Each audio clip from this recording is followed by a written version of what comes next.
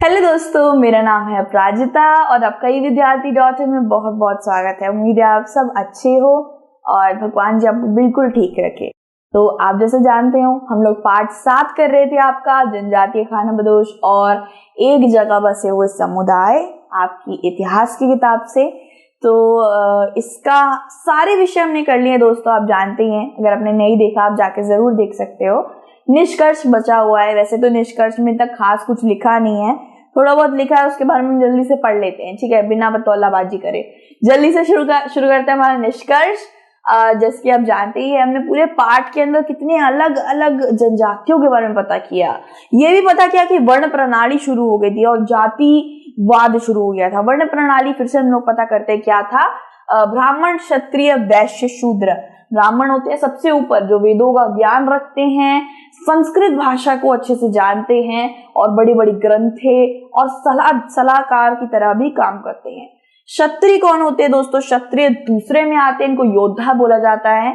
शस्त्र और शस्त्र कला में बहुत ज्यादा निपुण होते हैं और ये युद्ध में भाग लेते हैं और राजा का सम्मान पाते हैं।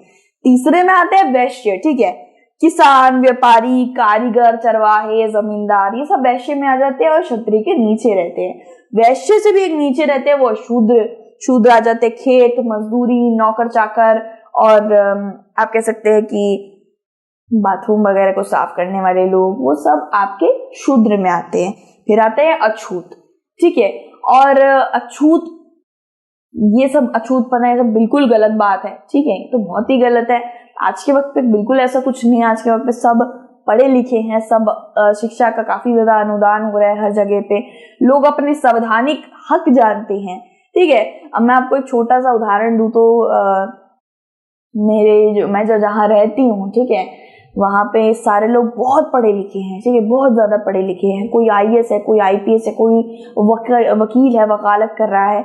और हम जानते हैं, आप जानते हैं, मैं एक अध्यापिका हूँ। मेरे माता पिता भी बहुत ज्यादा मतलब कहते नहीं है, बिल्कुल शांत एक वाली जगह से आते हैं, शांत नौकरी से, जैसे कि डिजाइनर, और मेरी मम्मी टीचर प्रोवाइड कराती है, तो ये शांत है ना। हमारे यहाँ से बाकी मेरे भाई सब डिफेंस में हैं, आर्मी वार्मी में, तो हम उनके पास नहीं रहते, हम तो अपने परिवार के पास रहते हैं, ठीक है। उनकी मैं बात करती हूँ तो कोई उनको कुत्तों से बड़ा प्यार, हम लोग को कुत्तों से बड़ा प्यार है, उन लोगों को कुत्तों से बड़ी दिक्कत है। मेरे जो रहते हैं ना मेरी कॉलोनी में, उनको बड़े कुत्तों से दिक्कत है, ठीक है।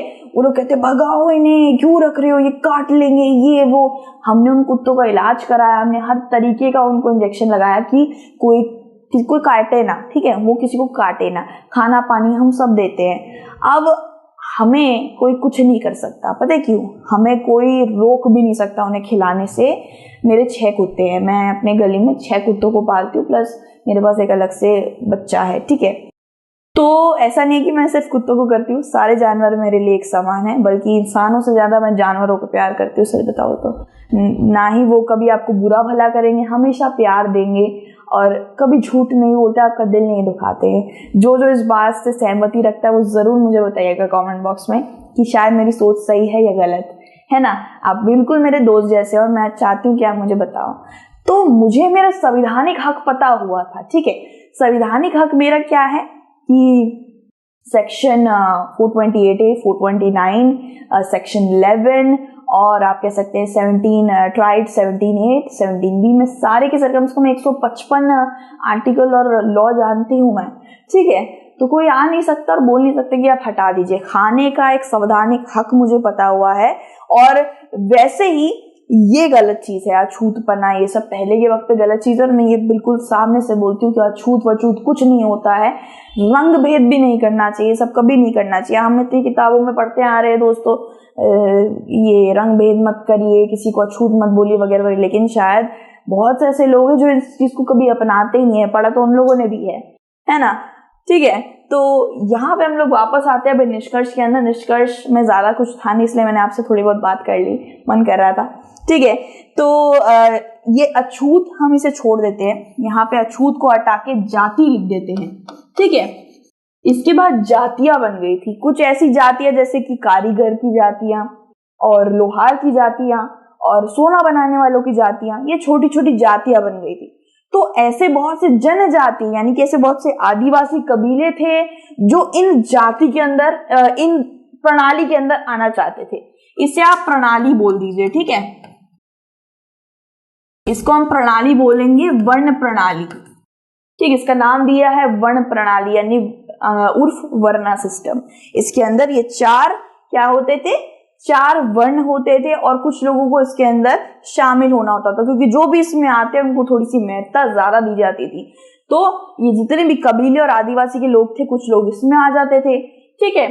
उपमहाद्वीप में धीरे धीरे सामाजिक परिवर्तन होने लग गए। कोई किसान था, कोई मजदूरी करने लग गया, कोई शिकार करता था तो उसने शिकारी छोड़ के मजदूर बना शुरू कर दिया, ठीक है। आदिवासी और वर्ण आधारित समाज दोनों एक दूसरे से परस्पर क्रिया करते रहते थे। इसका क्या मतलब हुआ दोस्तों, एक कबीले का व्यक्ति है, ठीक है, अब वो शिकार करता है, उसके पास मीट है, अंडे हैं या फलवल है, ठीक है, फलहार ये सब है, तो क्या वो इन सबसे अपने जीवन व्यतीत कर लेगा? हाँ कर लेगा, लेकिन आज के वक्त पे नहीं कर पाएगा। उसे आटा चावल गेहूं जरूर चाहिए होगा, ठीक है। तो क्या होता था, शहरी लोगों के पास ये सब होता था।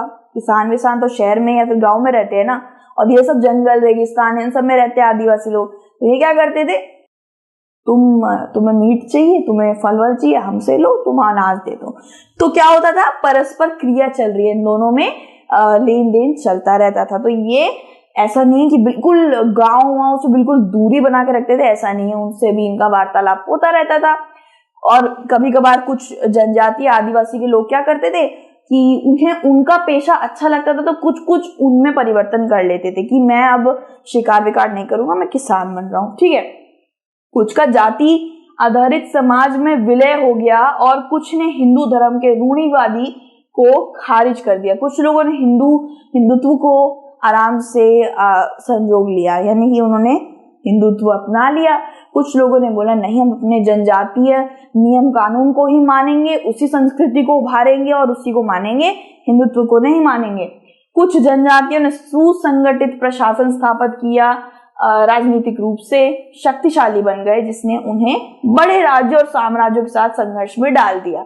कुछ लोगों ने बड़े बड़े वंशज बनाने चाहे, कुछ लोगों ने चाहे कि हम बड़े बड़े परस्पर राज्य बनाएं और खुद राजा बने। जैसे कि हमने देखा अहोम हो गए और ग्रह कटंगा वाले लोग हो गए, जो हमने विषय में पढ़ा था। तो कुछ लोगों ने भाई पराक्रमी तरीके से युद्ध लड़े और अपना साम्राज्य बनाने की कोशिश करी, अपने ही तरीके से नियम कानून बनाने की कोशिश करी। कुछ लोगों ने किसान बनना चाहा, कुछ लोगों ने अलग तरीके का प्रशासन बिठाया। बहुत अब इस पूरे के पूरे हमने जो पाठ में पढ़ा वो था कि बहुत अलग अलग तरीके के इसमें क्या आए, परिवर्तन आए, अलग अलग तरीके के बदलाव आए, ठीक है। और वो बदलाव हमने सारे विषयों में पढ़ लिए हैं, किस किस कबीले ने बदलाव करे, किसने नहीं करे, किसने हिंदुत्व अपनाया, किसने नहीं अपनाया। तो यहीं पे हमारा ये पार्ट खत्म होता है पूरी तरीके से। मैं आशा करती हूँ आपको ये पार्ट समझ आया होगा अच्छी तरीके से। कमेंट बॉक्स में मुझे बताइएगा और मेरे से बात करिएगा। मैं आपके सारे कमेंट पढ़ती हूँ, उसको छोटे छोटे दिल देती हूँ। तो फिर से मिलेंगे एक और पार्ट या फिर प्रश्न उत्तर के साथ। वैसे इसके प्रश्न उत्तर भी बच रहे हैं, जल्दी से उनको भी देख लीजिएगा, ठीक है। अपना ध्यान रखिएगा। Take care and bye.